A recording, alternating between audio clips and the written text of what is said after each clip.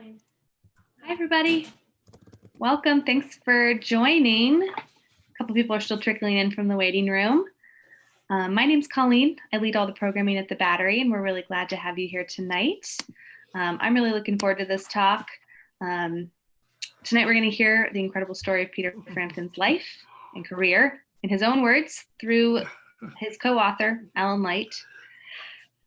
Alan is the best-selling author, journalist, and co-host of the music talk show Debatable on SiriusXM. He's the former editor-in-chief of Vibe and Spin magazine, a former senior contributor to the New York Times, Wall Street Journal, Esquire, among many other publications. So, Alan, thank you for being with us tonight.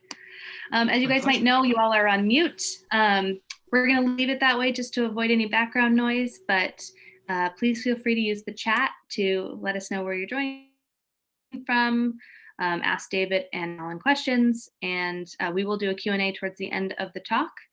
So you can ask some questions if you've got them, and we'll look at them there. We are recording tonight, and we're going to post it on our YouTube and share it out with you all. So if there's anyone else outside of the Battery community that you want to share this with, feel free to send it along. Alan's joined tonight with David Katznelson, who is a Battery member, but also a Grammy-nominated record producer. Dave.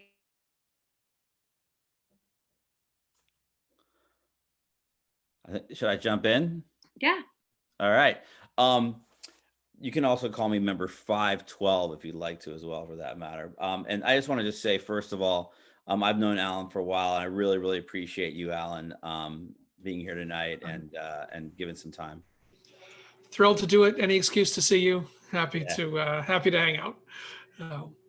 It'd be impossible. So for those of you who don't know, and we just talked about a little bit, but every day Alan does a talk show about music, as he likes to joke about it, talk about music, not listen about music, So got to know, what are you guys talking about today? What's going on with the world of music today? Good. Excellent question. And hello to Brooke Wentz, who I see is out there. Yeah.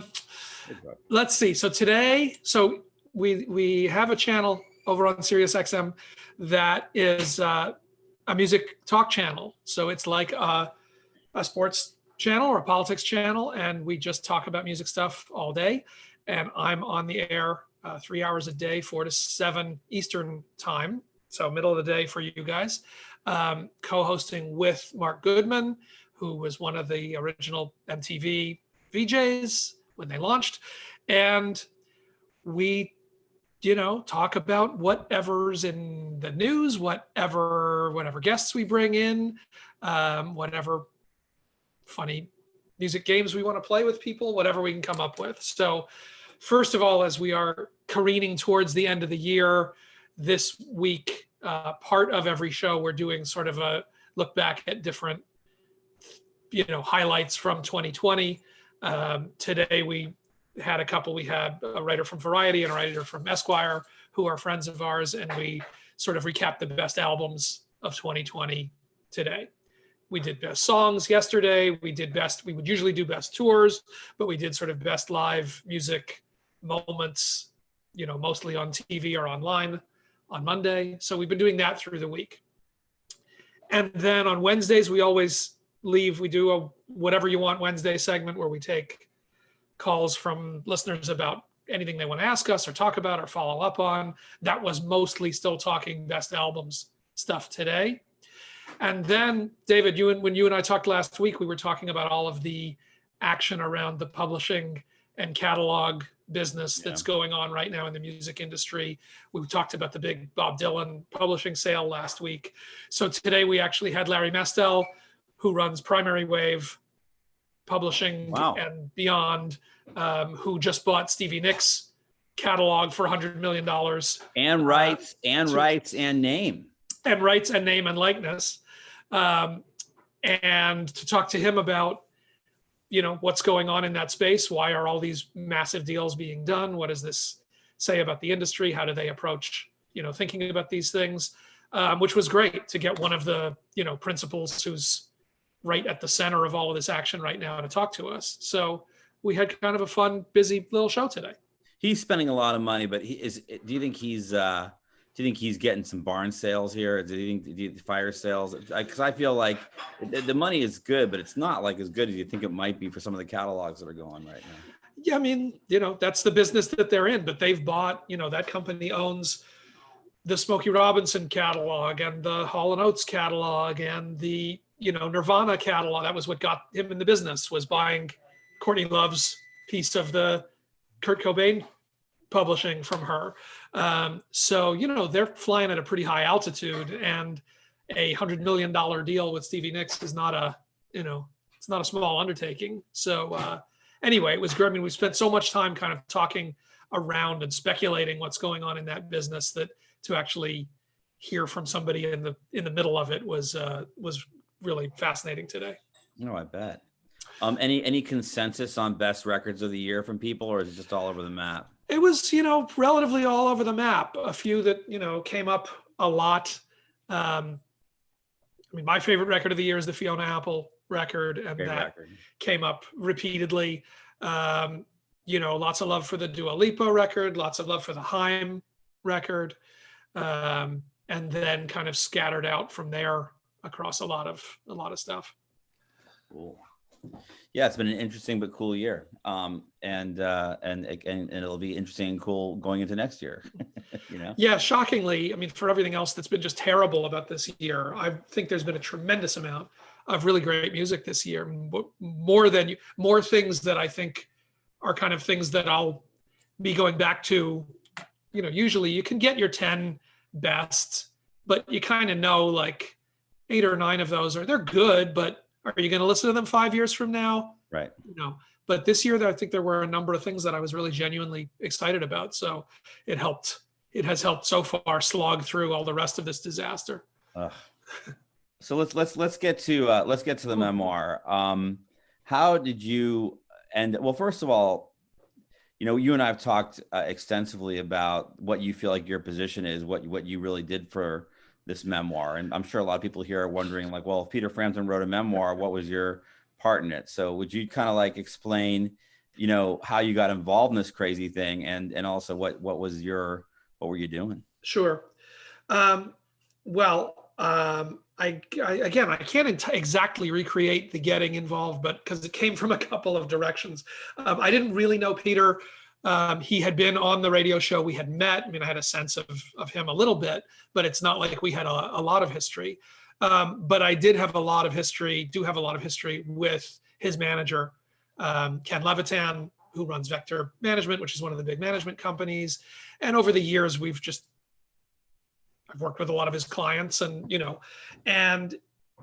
the agent who was representing Peter on this project initially reached out to me to see if I was interested. And I think when Ken got word that I was in contention for that, he was really the one who said, that's who we want to do this. And I actually ran into him on a flight back in the days when you could run into somebody on a flight to go to Nashville. And he said, look, you're really, the guy that we want to do this, and let's figure out how to do it. So we sorted it all out, and I got together with Peter. And, my question for any of these kinds of projects is, for some of the subjects that I've done them with and some that I have not done them with, is why do you want to do this? Yeah. And I don't really care what the answer is. I just care that there's an answer, because if they say, oh, somebody told me I should, or I got offered a deal, or I need the money. Yeah. I'll take the check, or it seems like it's time. Like, it's just never going to happen. I mean, there's no way that they're going to commit what's required for something like this if they don't care that much about it. Yeah. So, so you just want to get a sense that they have some vision or some motivation. And with Peter, that was kind of interesting, because when we started talking, it was one sort of thing, and then rapidly became a different sort of thing, because he received a diagnosis. He'd been having some health issues. He'd fallen a couple of times, and he was feeling weak, just picking up his guitars or, moving things around. Yeah. And he got a diagnosis that he has essentially this sort of degenerative muscle condition, that's going to get worse. And it's not clear.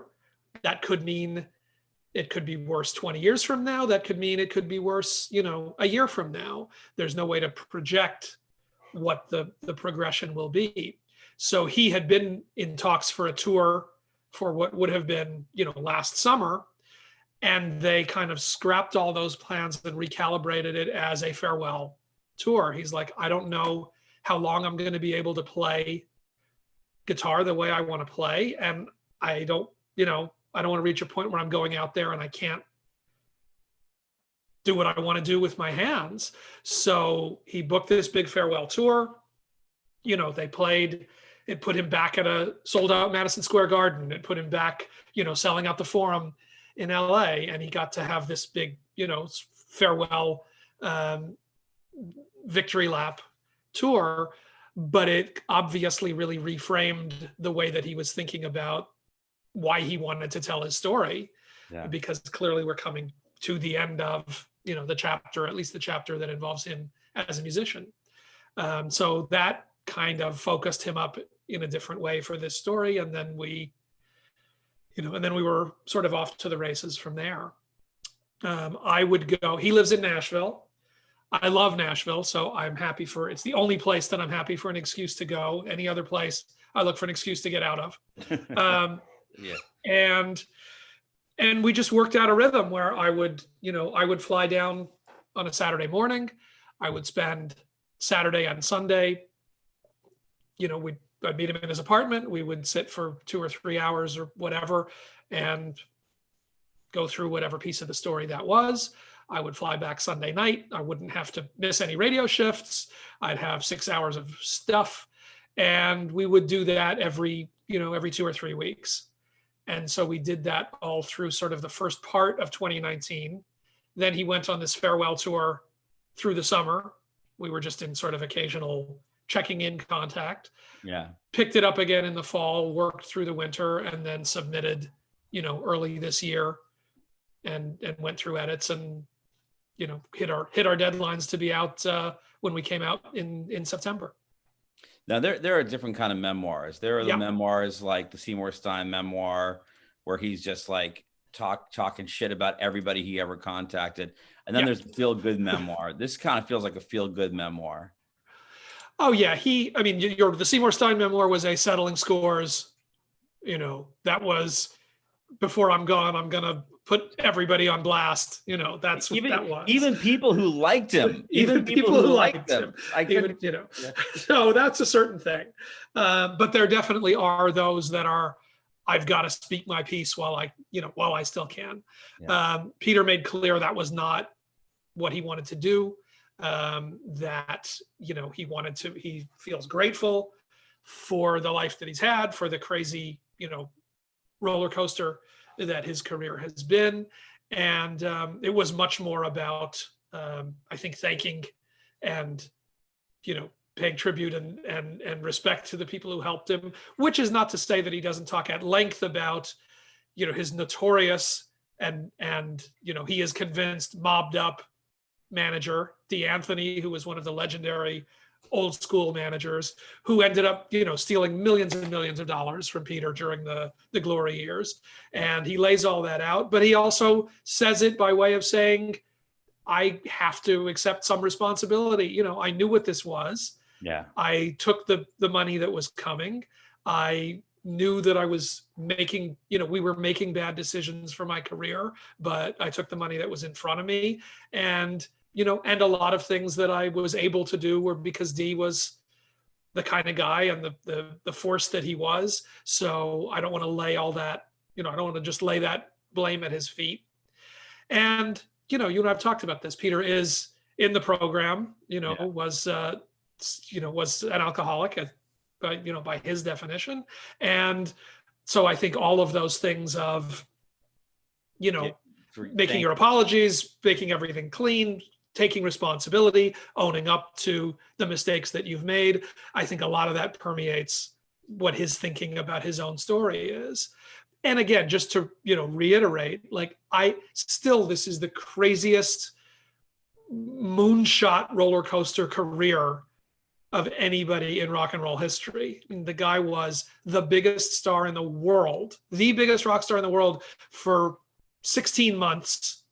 And then nobody would return his phone calls. Yeah. Like, I mean, it it's was funny. the It's funny highest because- you could go, and absolute bottomed out in incredible speed. It's funny because his partners in Sgt. Pepper, the Bee Gees, Yes.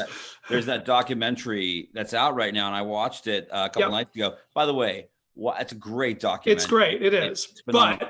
But what you're about to say. But there's that moment where they're playing that huge show, and then across the country in Dodgers at White Sox Stadium, there is this Disco Demolition Night. Disco Demolition Night. But the one thing I got to say is, but they never mention the Sgt. Pepper movie in the documentary. Never mentioned the Sgt. Pepper movie at all. And that's the difference, because Peter hates it and he hates talking about it. He never wants to talk about it, but he knew, listen, this is the one time I have to talk about it. I can't write this book and tell my story and not, and not deal with that. Yeah. And for the Bee Gees to do that film, which otherwise really is great, and it's a great, great story, and it's absolutely very much worth watching, but to completely say, oh, it's all this disco backlash, and it had nothing to do with us. Like, come on, you also, as part of the overexposure of yourself, put yourself out in one of the most notorious flop disaster films of all time. Yeah. That kind of should be in the story. That's something to that. And he copped to it, and they wouldn't. Yeah, no, they totally they totally didn't. So for the people, let's talk about the up and down shot, right?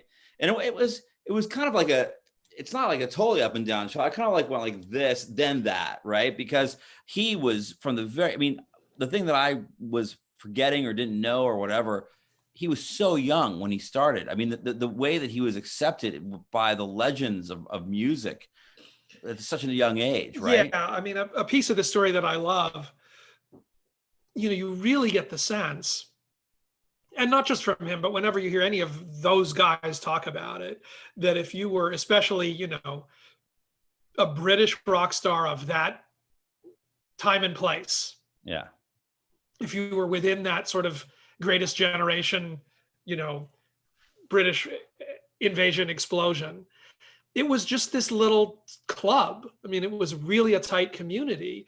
And so he talks about, he started playing with these bands when he was 14, 15 years old. He started recording when he was 15. And Bill Wyman from the Rolling Stones kind of took him under his wing, recorded one of his first sessions with his first band, and then started bringing him around to the clubs. And he talks about, going to see Jimi Hendrix at the Bag of Nails with John Lennon sitting at the next table over, and he's there with Bill Wyman, and he's like, and you're just, you were in this. He was 15. He was 15 years old, but if you were accepted, if one of the Stones was like, you belong there, then, you belong there. Yeah. And going on to describe, recording sessions with members of the Stones, with George Harrison and Ringo Starr, playing on All Things Must Pass, Pete Townsend calling him up and sort of inviting him to join the Who at one point, that he was on the short list of guitarists, being considered to join the Stones after Mick Taylor left, when they, bring Ronnie Wood in. Yeah. And it just, it bounces through this whole story. And of course, he was grade school friend, childhood friend of David Bowie, who was very close, not only to Peter, but very close to Peter's father, who was the art teacher at their school. And Bowie, as an art student, had this real, mentor relationship with Frampton's father. And so Bowie is this recurrent character, sometimes Peter helping out David early on when Peter hits first. And then later he toured with Humble Pie, right? Humble Pie took out Bowie as an opener. Yeah. Early on, before his career really kicked in. And then later, when Frampton's career had cratered, Bowie called him up and brought him back out, had him play on the Never Let Me Down album, and then brought him out on the Glass Spider tour. And, Peter says it recalibrated my whole career. People thought of me as a guitar player again, instead of, that pinup, teen heartthrob rock star. Like David did that for me. He put, he put that frame around me again, and it gave me a career. So these, all of these legends are just, they're just bouncing off each other over these decades as part of the guys you hung out with. Yeah. He was the kind of guy who he didn't really want to be the only guy in the band, but he had to be the only guy in the band, right? He was the kind of guy where he'll say that, like, there's a reason why he was a solo guy. And he say he wishes he had these people with him, but like he left Humble Pie at a pinnacle for Humble Pie. It wasn't like they were going bad or anything like that, right? It's such a funny it's sort of a recurrent theme if you look for it. If you remember, I imagine most everybody read Keith Richards' book, and throughout, Keith is sort of keeps saying, oh, fuck Mick. He thinks he's in charge. What does he think he's in charge? I don't want to be in charge. Yeah. But where does he get off being in charge? And, I worked on Gregg Allman's memoir with him. I bet that was a different experience. Very different experience, very different guy, great experience. But the same thing, when Duane Allman dies, who was very much the leader, the guy who put the Allman Brothers band together, it turns into this huge resentment between Dickie Betts and Gregg. And Gregg is also like, well, Dickie started acting like he was the leader. I didn't want to be the leader, but who decided he was? It's like, dude, somebody's got to be the leader. Yeah, someone has like to. Any band, somebody has to be in charge. And there's this real, I want to be in charge, but I just want to be a guy in the band. And Peter, as sweet as he is, and genuinely sweet as he is, he's in Humble Pie. They're growing. They record the live album. He says, I knew the live album was going to be the thing that made us. Recorded in your city, recorded at the Fillmore. Yeah. And he's like, if I was going to stay when that record came out, Humble Pie was going to be a really big band, and it would be hard for me to leave. So I had to get out. He plays on the album, which is, by the way, so crazy. Yeah, crazy. By the time the Rock and the Fillmore album is out, he's left the band because he's like, I want to do my own thing, and this is where I can make a clean break and do that before we blow up. So, it's all these guys are these really interesting introvert, extrovert, leader, band member. It's other than the like crazy egomaniac lead singers, which is why they're pure lead singers. Yeah. That's the job. Other than that, there's such a sort of built-in struggle with that for these guys. As a huge Humble Pie fan, the memoir goes into the fact that that's why you left, right? But you always hear there's other reasons too, musical reasons, things like that. I mean, obviously there's always personal reasons, but did you get a sense that it wasn't just I got to leave the band? But oh yeah, I mean, he certainly alludes to, first of all, that it was the band was becoming more and more just like kind of straight hard rock boogie rock band. Like that was what they were, and he wanted to do. He wanted to do more acoustic stuff, and he wanted to do more textured stuff. And for the first few Humble Pie records, they were kind of back and forth, and there was space for him to do that. But by the time they were sort of drilling down to here's what this band is, there wasn't a lot of space for these other things that he was interested in. And, no secret, no surprise that Steve Marriott was getting, increasingly into substance issues and sort of out of control behavior that was just, driving him away. And there's a really, there's a very sad part of the book where many years later, he tries to put together a reunion with Marriott, reaches out to him, brings him in the studio. They work on a couple of songs, that he's really excited about, but very rapidly Marriott starts not showing up, showing up drunk, starts not answering calls. And Peter by this time is, getting sober and is like, this was the deal. We can't do this. Yeah. And Marriott leaves and goes back to England. And very soon after that, dies in a fire in his house after he leaves a cigarette burns out in his bed while he's asleep and takes the house down. And that's days after he goes back from leaving these sessions with Peter. Yeah, he was in bad shape at that point in time. But boy, what those records they did together, especially those first three, maybe. I mean, It's, you know, you sort of listen to those and say, I don't need to listen to any AC/DC records. I mean, it's Americans it's don't so know those records. built from that. Yeah. Town and country. Americans don't know those records as well as you think they should. It's kind of a lost part of that whole thing. And, you know, and Peter could do those jazz things that he was doing so well during that, those licks and stuff. So he leaves Humble Pie, and you know, everybody on this Zoom, I'm sure when they think about Peter, think about the title of your book, think about that moment in time when he comes alive. You know, did he know this was it? I mean, was he working towards this? I mean, you know, what's the deal? How did that all happen? He was working towards it, and he said it's really, you know, he says what's interesting to look at is how exactly it mirrored the Humble Pie thing, which was 3 studio records that kind of built, you know, a little bit, and then the third one was kind of getting there, and then a live album that played to all the strengths, right? That was Humble Pie. 1, 2, 3 live album, boom. And then he went to do, you know, Frampton, and it's the same thing. First 2, nobody cares. Third album, kind of sells a couple of 100,000 records, like a little bit. And then live record, biggest record of all time. So I think, you know, what he says that he knew that he had a blueprint for that. He could have sort of saw how that worked, felt this is the thing that's going to work. We're getting so much more response to what the live show is than like we're getting from radio. You know, if we can get that across. And what a crazy, like in retrospect, that time in the 70s where a bunch of bands were made on their live albums. Yeah.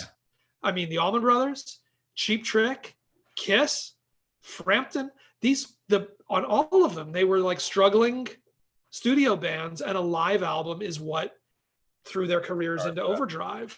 Where was radio? Where was why is that the space, you know, that you could get through?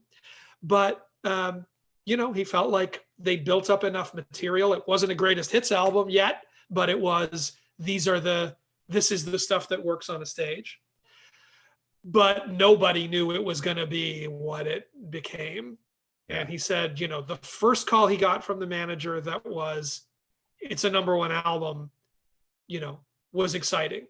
It's like the second call that was, we just passed Carole King's Tapestry, and it's the biggest selling record of all time. He's like, that was the most terrifying thing.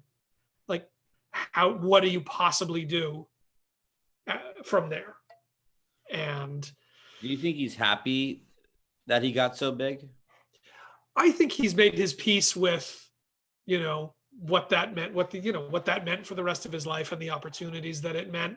But God, it takes a long time to recalibrate from that, because it was over. You know, he'll say, like, there was one day when I came down in the elevator from the hotel and the doors opened and the whole lobby was screaming girls. He's like, there was a day when that happened, you know, the day before that wasn't there. Yeah. And, you know, what does it do to every bone in your body to, you know, to experience that?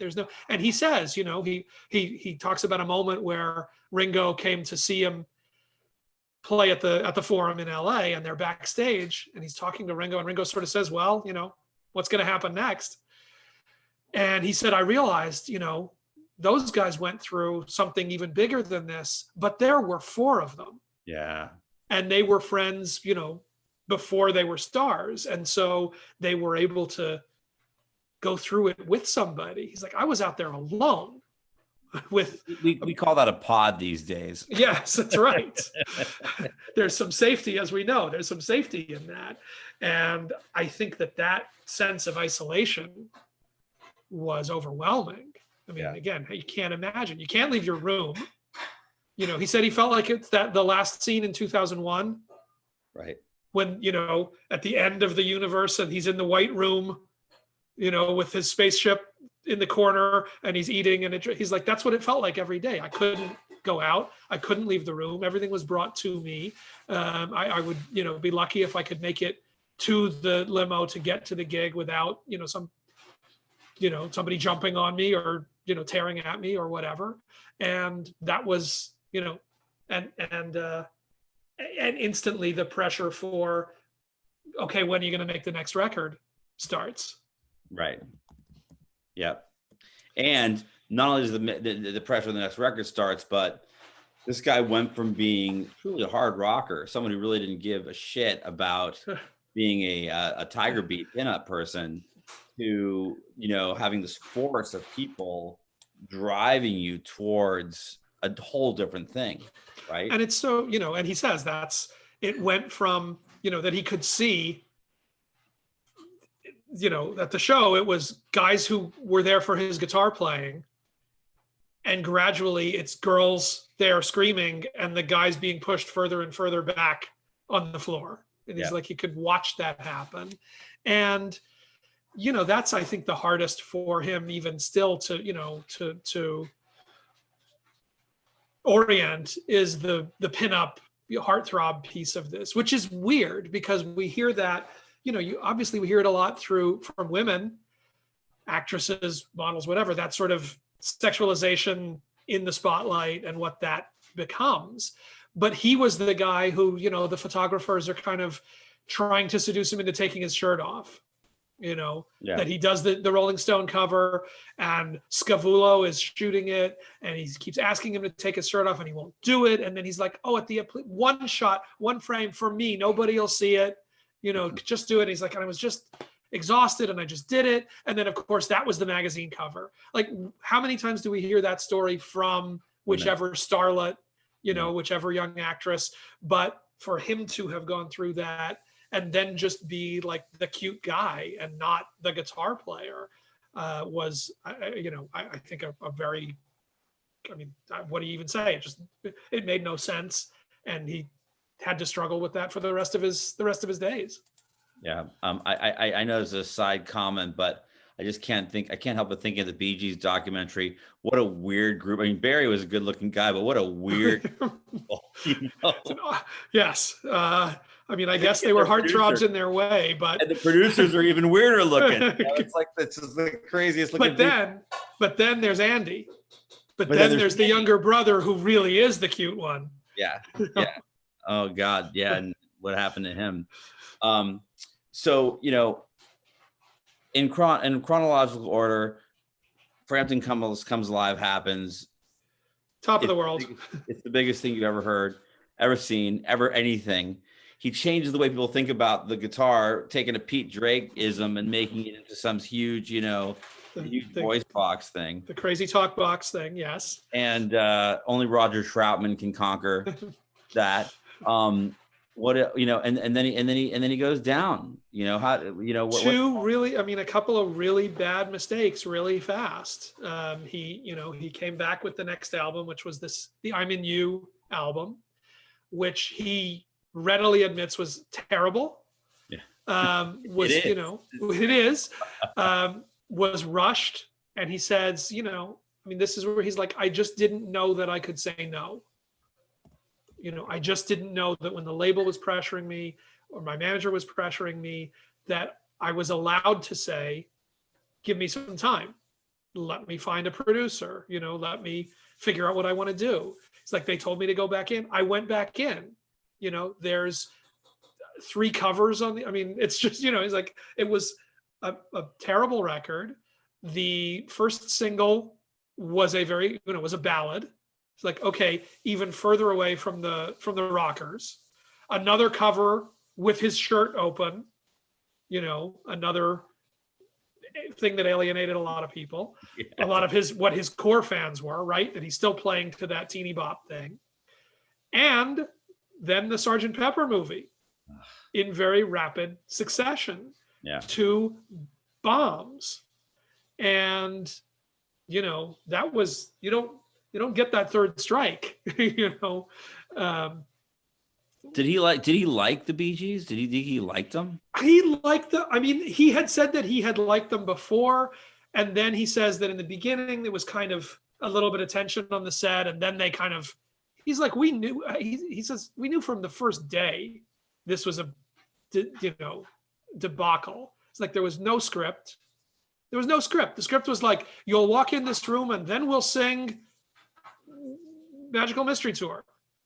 Like, there was nothing. Like, nobody was prepared. Nobody knew what it was. And it was just, too big to fail. Yeah. Nobody had thought any more about it than that. And, and he says he was kind of bamboozled into, he was told that the Beatles had approved and McCartney was going to do a cameo in the film. And, he had sort of been talked into, no, it's, it's going to be, it's legit. It's going to be okay. And as soon as they got there, the sense of this is just nothing, built on nothing. So, those two things were big misses. And then he smashes up his car, and he's actually in the hospital when Sgt. Pepper opens. It's a good metaphor. He's like, and he said it was a good trade. He's like, that guy, I would take the accident for getting out of going to the premiere of that. So that, kind of mercifully put the brakes on a little bit. But then he had to rebuild, back from, maybe not from zero, but in some ways from, behind zero, because it wasn't that people didn't know him. It's that they were now they were sick of the live album. They hated the next album, and the movie was an all-time disaster. So how do you put yourself back together after that? Alan, you have done a lot of writing about musicians, right? And you have come in contact with them and done various, projects with them. Is this story just a traditional story that you hear? Or, besides the fact that maybe it was such an epic height and a fall, besides that, was there anything you learned in this that you were like, oh my God, that is really different? Oh, I just think how extreme this version of that story is. We know the behind the music arc. We all know what that build and fall. We heard it from you. You're the one who rise from the ashes. Yeah, I did it many, many times. We know how that story goes. But this was, again, I just think the velocity of that rise and the depth of that fall, it's hard to come up with a trajectory that matches what that was. In the end, are those completely different stories? I don't know. I think in some ways, what there is to learn from it was, that he was able to rebuild himself. What right. I think meant the absolute most to him was many years. I think in 2007, he won a Grammy for Best Instrumental Album for a record called Fingerprints that he made. That's just, him as a guitar player he plays with the Pearl Jam guys, and they did, Black Hole Sun. He plays with Bill Wyman and Charlie Watts, and they do like a, Stonesy boogie thing. He's a huge Django Reinhardt fan. So there's a guy who's like the sort of keeper of the Django flame, and they do a gypsy acoustic thing together.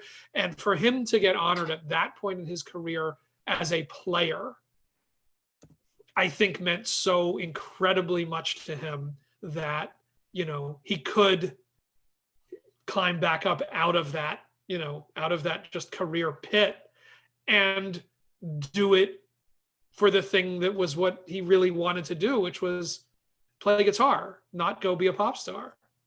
So I think that moment is a huge moment for him. It's a huge moment, and it's funny because he was so young when he started that even that moment he still looks great. Right. And still looks, you don't think he's actually from as far back as he's from. You start when you're 14, and you start that, because some of these tensions, we didn't, even before Humble Pie, he was in this band called The Herd. Yeah. Sort of British invasion band, whatever. And great band. Even then, he's like, I'm just the guitar player. And the producers are like, no, you're going to sing half the songs, which he said the singer didn't like. So we're fighting about that already. And then he alone is put on the cover of one of the, music magazines as the face of 68. And that broke up the band. They had pulled him out and it was like, he's the cute one, this is the star. And that was the end of that. So that stuff was already in. He was still a teenager. He was 17, 18 years old. This is before the humble pie stuff, before any of that. And those things are already being laid out as the, here's what you're going to be fighting, son, for the rest of this career. I want to open up for questions in a second, but I have one more thing I want to talk to you about because I just love what you did in the memoir. There is a story about him and his guitar, and you found it to be so. I encourage everyone on this Zoom to run and get this memoir. It is a great one because it's not only about Peter Frampton, but it is about stardom. It is about the history of the English blues rock scene, and it's about a lot of things. But there's this one specific story that you find to be so interesting that you actually take it out of the general story. You kind of piece it through the whole book. Can you just give us a little sense of that, why you did that and what that was? Yeah, sure. So Peter's favorite guitar was this black Gibson. It's the cover. When you see in your mind the cover of Frampton Comes Alive, the guitar that he's holding on the cover of Frampton Comes Alive. On top of that, the first time he ever played that guitar was on the live Humble Pie record.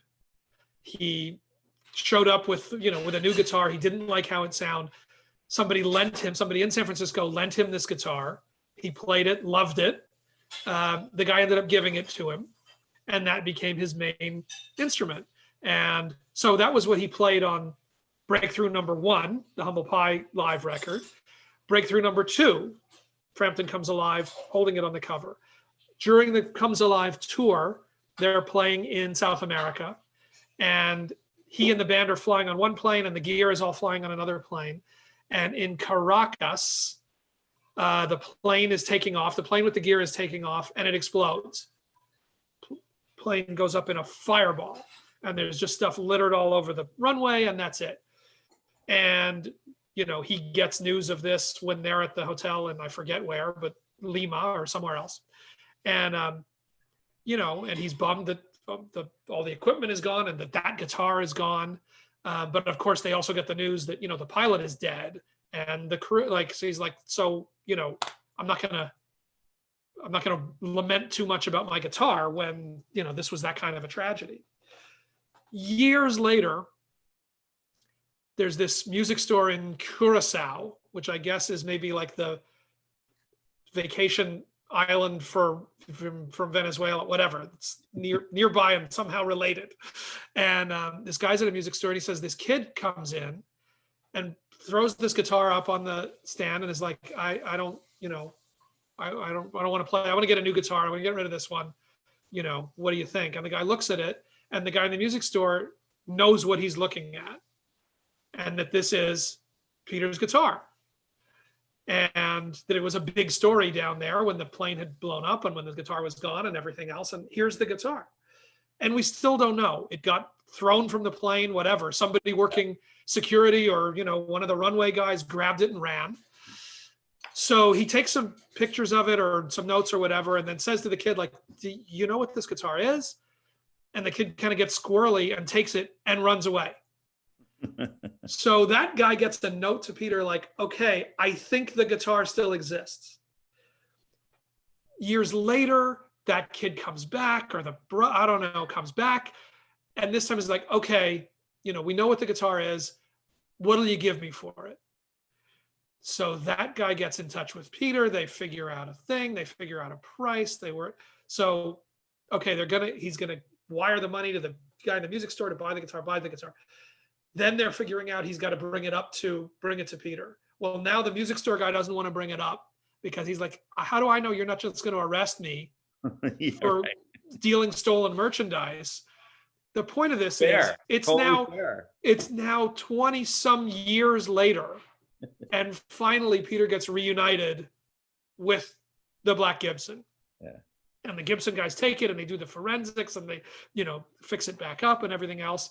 And it became, there was a big, he brought it back out when he played at the Beacon Theater here in New York.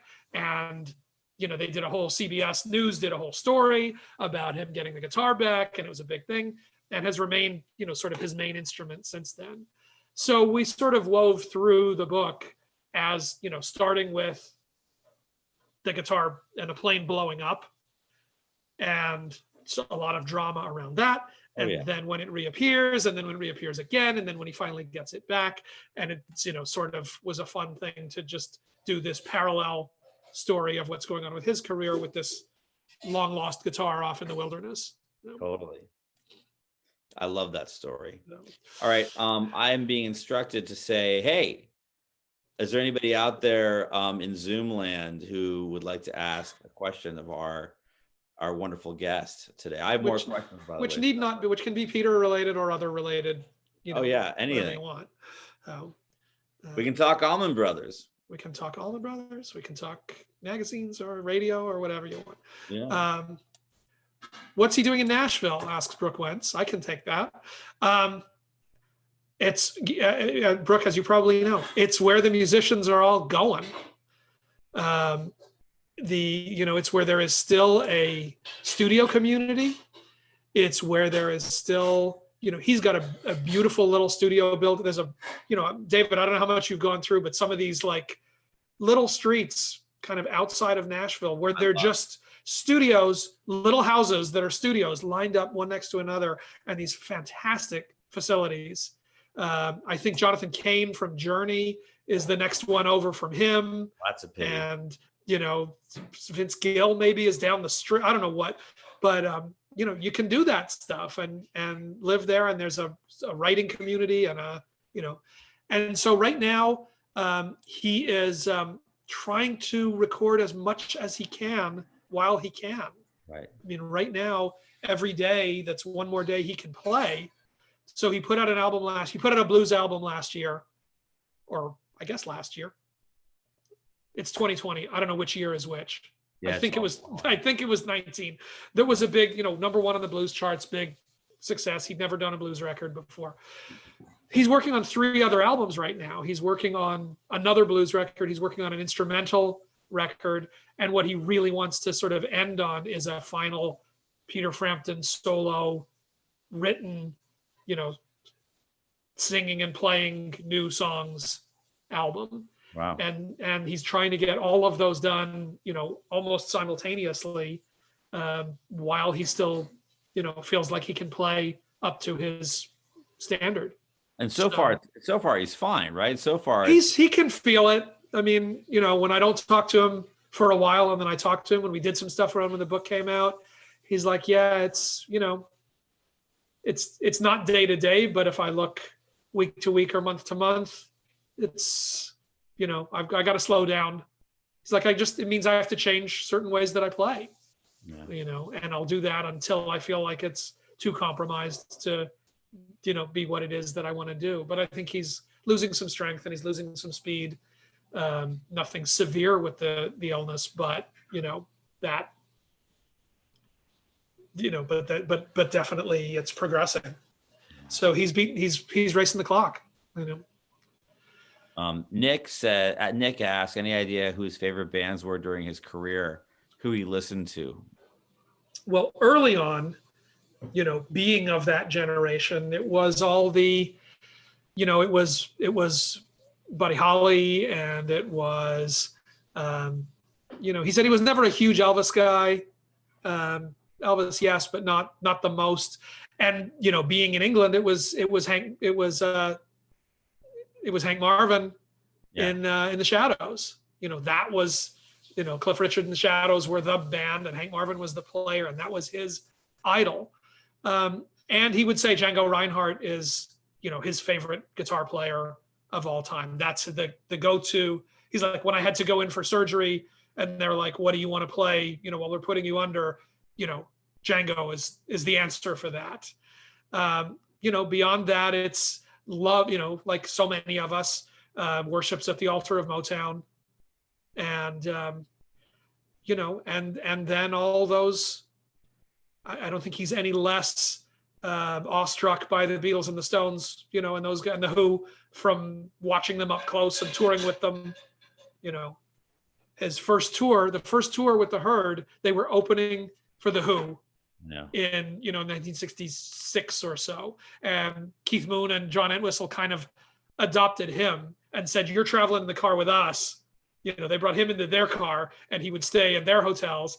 And he's like, at that point, they were just goofy. They were like, there's stories in there of them throwing stink bombs in his room, and like it's when it was still sort of goofy antics before it gets darker with with both of those guys for their own habits. So I think the love for those guys is very deep. But one thing that's interesting is he said when he was coming up with those early 60s players, he was like, Clapton came out and just that he blew everybody's mind, played on the John Mayall Blues Breakers record, that but he said that's what everybody wanted to do, and that's what everybody wanted to imitate, and I could see how seductive it is to try to play like that, and that's what lit everybody up.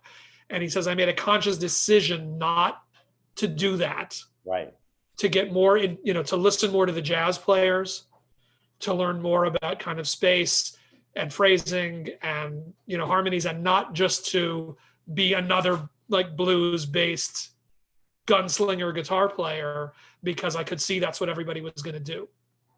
And that's a pretty interesting thing. He talks about listening to Wes Montgomery and Kenny Burrell and all the great the great jazz players, and trying to learn what he could learn from them sort of in a rock and roll context, rather than just copy the thing everybody was most excited about. It came naturally to him. I remember him saying in the memoir, he's like playing the guitar and he realized he had a sound that nobody else had. He realized that what he could do was something really special. And again, starting young and starting that dedicated, that young, then it really is that thing of, it's just an extension, that's just who you are and what you do, right? If that's what you're doing since you're 8, 9 years old, you're doing it on a stage since you're 11 or 12, you're touring as a band when you're 15. That's just in there. It's in there. All right, Nick has a follow-up question. I'm going to tell you right now, and I think it's might be your next book, because this is a huge question right here. Not a Frampton question per se, but any thoughts on why England generated so many great classic rock bands and music? It's a great question. The first thing that's always interesting to me, what does this say culturally? If I say to you, name the greatest bands, you're probably going to go some variation on, but Beatles, Stones, Who, Zeppelin, Pink Floyd, all Brits.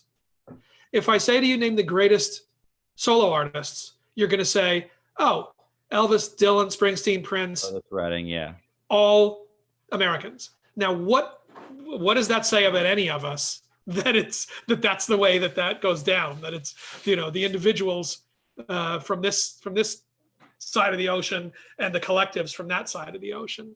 Yeah.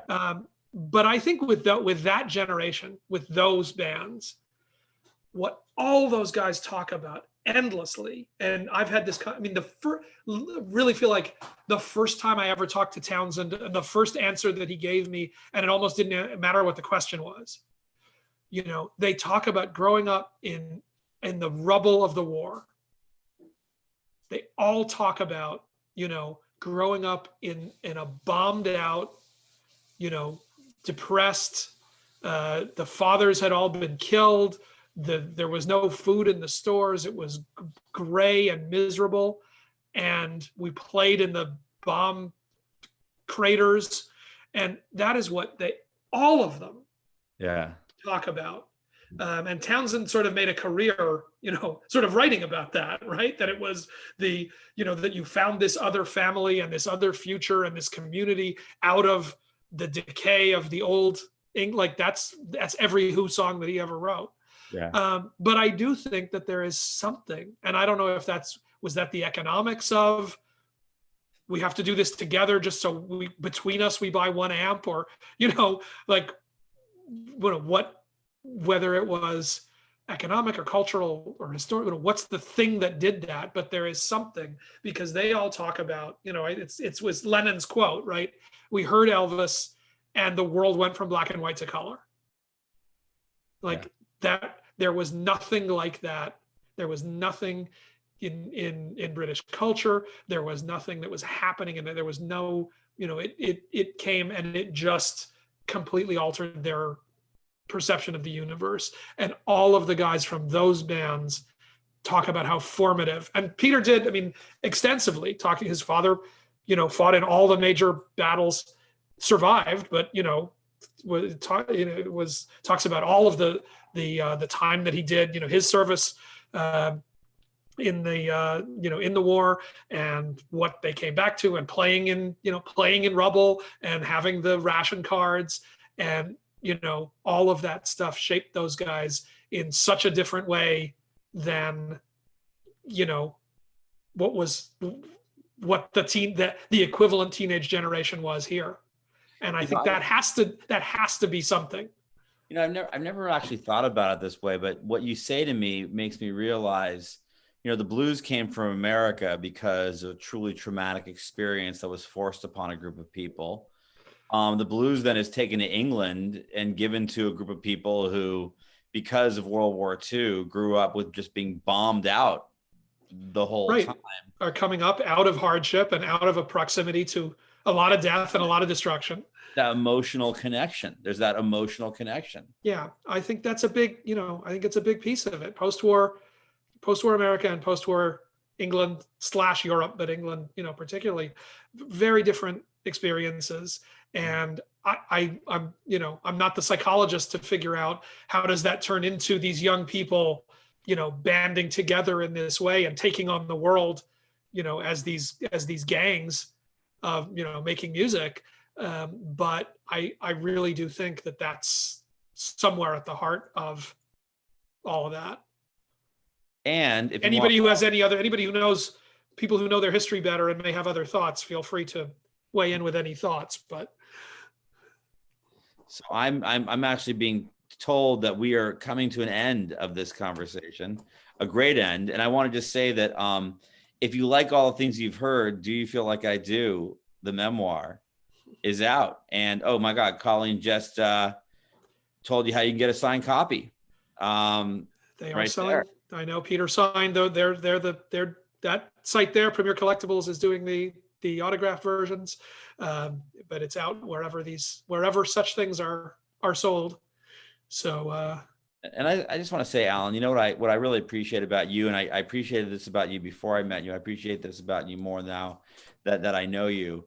Is I think that music needs to have people who can tell the stories in a way that are captivating, make them come alive, make us understand what they're doing, and you do that so well. And I just want to say that really appreciate you. And thank you. And again, when you asked me to do this in the first place, my feeling is this is his story. I feel funny going out and speaking on behalf of somebody else's story. My job here is just to try to convey it as close to how he tells it, and his voice and tone and spirit as I can get to. That's I'm trying to be invisible, but if I can be the conduit to these stories, I'm always honored and flattered to do it. Would you want to do another memoir? Do you like doing memoirs? I do, and I know people who've done these and had terrible experiences, and I've had 2 really good ones. I don't know how much I want to, try my luck and keep going, because I know people who've ended up in court, people who've ended up bankrupted, but like terrible experiences. That's why I say that those initial conversations about why you want to do it. But the Gregg Allman was a very different experience with Gregg Allman, but it was a good one. This was a great one. I like balancing it. I've written other books that are just my own. I wrote a book about the song Hallelujah. I wrote a book about Prince and Purple Rain. I wrote a book about Nina Simone. But I like sort of balancing these when I can do them, because, these are really fun. These guys we can still touch this history, right? Yeah. We're not going to be able to forever. We're not going to hear those, Gregg's already gone. Peter is 71 and not in great health. God willing, he's still got a long future, but to hear those, even if it's the growing up after the war, even if it's the hanging out in the clubs with Hendrix and Lennon, like, we still have people who can tell those stories. Yeah. Well, thank you for telling them. And there's Colleen. Thank you all so much. That was so awesome to listen to. Thank you for sharing those stories. I gotta go watch that Bee Gees documentary. You do too. Hovering in my HBO, and so now I have even better reason to go watch it. Alan, next time you tell a story that you want to tell more people, let us know, because we'd love to have you back. I'll tell you that. Yeah, man. Anything I can. Happy to be of service, man. You know where to find me. All right. All right. Stay safe, everybody. Happy holidays. Thank you all. Have a great holiday, great New Year. Yeah, Happy Happy New Hanukkah. Year. All right. See you next year.